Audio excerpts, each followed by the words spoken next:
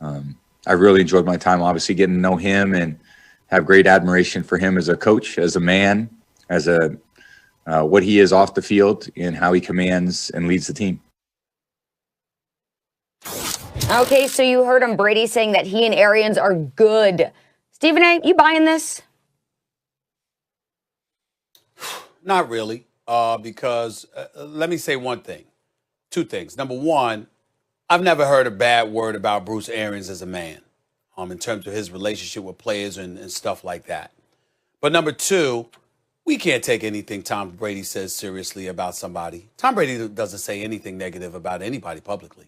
He just won't do it. So Tom Brady will look into the camera and lie through his teeth to all of us about how he truly felt if he indeed did feel anything negative about Bruce Arians. So we can't sit up there and take that seriously. That's just not his MO. He's not going to do that. Having said all of that, what I will say is this. Any questions we have about the relationship with Brady and Arians is because of how openly critical Arians has been periodically about Tom Brady throughout the season. On several occasions, he's questioned what they could do, what the quarterback has missed doing. He's chided him or maligned him to some degree publicly, not just privately. And he's even brought into question Tom Brady not knowing something. I don't know whether he read the wrong defense or whatever the case may be. Go back and look at the quotes. I'm not making this up. I don't know Bruce Arians personally. We don't, I don't cover his team. We don't talk. I have no axe to grind here at all. It's not my way anyway. But the point is that I think that any question marks that exist about Brady and Arians is because of the way Arians has handled things. Considering that and Tom Brady's resume with 6 Super Bowl championships and 9 Super Bowl trips, one could imagine that he had to have been taken aback by some of the things Bruce Arians has been willing to say publicly, not privately, but publicly. I can't imagine that Brady would not have an issue with that. And I wouldn't expect Brady to admit it. I don't know, but it's just a guess. I buy what I'm hearing from Brady and Arians. I don't think that everything's been perfect. In no relationship is everything perfect. And this is a brand new one, and they've had their ups and downs, but more ups than downs. So do I think there was some friction? I mean, going in, no risk it, no Mr. No risk it, no biscuit guy versus the dink and dunk man with all the Super Bowl rings. Yeah, of course. Like, does Brady bring Gronk? Is Arians happy about that? Yeah, but now that means I have to do some things differently. Antonio Brown, Arians was on the record. We don't want him in the locker room. He's not a fit. But Brady wants him, so he's there. Of course, that's going to cause some kind of consternation. But guys, what I look at in terms of the criticism of Tom Brady is Arians has known the right buttons to push with Brady. And Brady's been around the block. He has to recognize that. Brady's not stupid. So Arians, after the first loss to the Saints, criticized Brady publicly. See that, everybody? On the team. Forget about the public. I can go after Tom Brady. Tom Brady's going to be accountable. And Tom Brady was accountable. And they played better.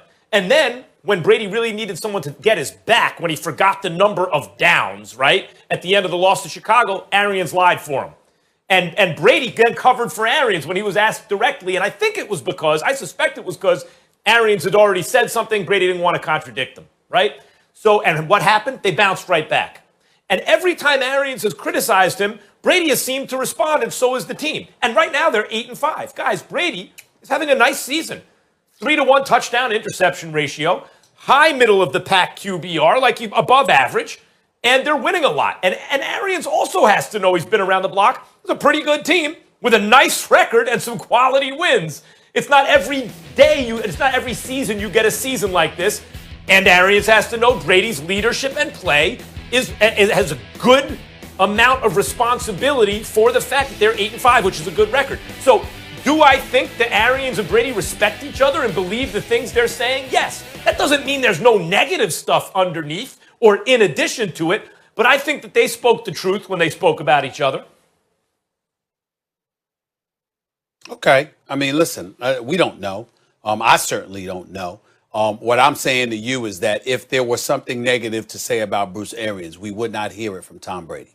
Tom Brady, that's not his way. That's not his MO. One of the reasons we applaud the man so much is not only is he a winner, but he doesn't say stuff publicly. He keeps stuff in-house and he handles it accordingly with the level of professionalism that it deserves. If you recall, Max, to speak to the character of a Tom Brady, remember when the radio host in Boston had talked about his kid and Tom Brady had the weekly appearance with them, literally called into the station to express to them why he wasn't going to do the interview that particular week, and was as classy as you could be in pointing out that there were lines that were crossed there that you just don't cross. So I don't say about Tom Brady lying and not telling the truth about how he would feel negatively about somebody. I don't mean that to castigate him in any way.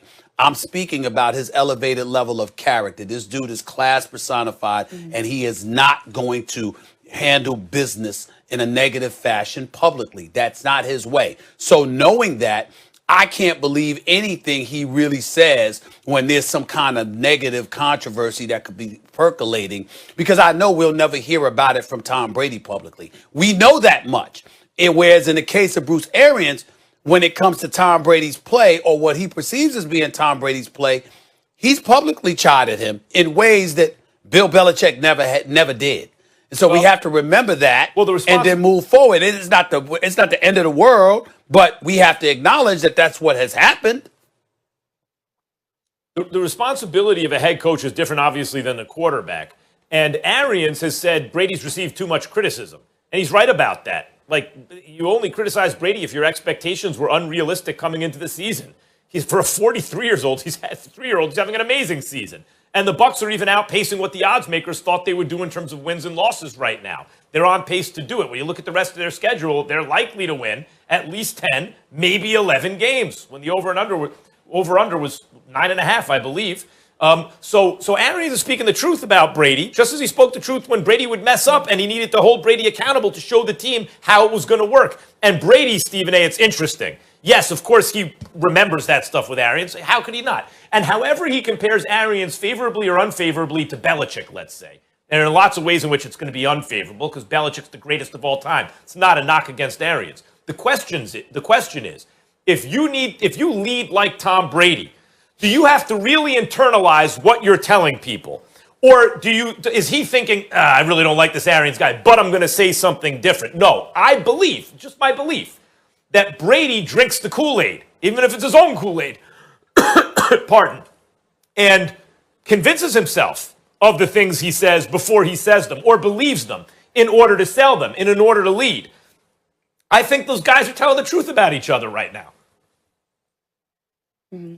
Yeah, an interesting dynamic between these two, and one that has been making headlines all season long. And something else, gentlemen, that has made headlines this morning is the fact that Drew Brees is officially the starting quarterback this Sunday against the Chiefs. That, according to our Adam Schefter. Now, Brees, he has not played since Week 10 because of a rib injury. But obviously, this is great news for the Saints. Max, how much does this game change now that Brees is at quarterback? It really does. Taysom Hill, I think, was actually doing an admirable job, considering it's his first real action there consistently. But you ain't going to beat the Chiefs trying to, ball control. You're going to have some dynamism in your offense and try to get them into a shootout. And the Saints, by the way, also have, until very recently, a very, very good defense. They were on a run there for about a month where the defense looked like the best in the game, even if not the most talented. So the difference between Taysom Hill really learning how to lead the team and be an effective NFL starting quarterback, or Jameis Winston, who gave you a puncher's chance, but it came with high risk, versus a motivated Drew Brees, coming off injury, knowing that this could be his swan song. Remember, he was thinking about retiring last year, with maybe the best, most balanced team he's been on, at least since they won the Super Bowl, and knowing with only one bye in each conference, and the Packers hot on their tail, that they really need to win this game that could be a Super Bowl preview, and knowing that even if you forget about the bye, he ain't going to want to have to travel to Lambeau in winter to go to the frozen tundra in the playoffs versus a home game in the Dome where they're much, much better. There's so much on the line for Brees, guys. I think it makes an enormous difference in this matchup.